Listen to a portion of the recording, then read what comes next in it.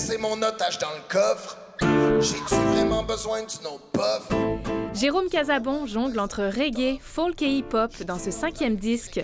Autoproduit à 100%, l'artiste a déjà sorti 8 titres à la pièce depuis 2023, une démarche qui correspond davantage à sa réalité d'artiste indépendant. Le monde consomme plus rapidement. C'est rare le monde qui écoute à ce temps des albums au complet. Ça peut être un peu angoissant des fois d'investir pour un album complet d'un coup, dans une courte période. Tandis que là, si c'est étalé sur 2 ans, ça me permet, disons, en tout cas, d'étaler un peu les coûts, de me refaire, de financer la prochaine chanson, puis aussi d'avoir beaucoup de plaisir au niveau créatif. Et ce côté créatif, on peut dire que Jérôme Casabon s'en sert bien. Jeune enfant de Limoilou, je voulais être riche comme Tiger Woods. Il utilise l'humour, tant dans les textes que dans ses vidéoclips, une signature qui l'accompagne depuis ses débuts il y a 18 ans.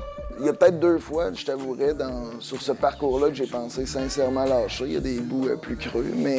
Pourquoi? Qu'est-ce qui a été plus dur? Ben, c'est toujours c'est comme là, comme indépendant, des fois, on a l'impression de se battre, entre guillemets, contre des maisons de disques, du monde qui ont plus de budget. Puis donc, moi, je fonctionne vraiment au bouche à oreille. Donc, si je me fais engager dans un festival, c'est pas juste en envoyant mon dossier de presse, c'est vraiment un directeur de festival qui a vu mon spectacle dans une auberge, puis qui a trippé, puis qui décide de m'engager.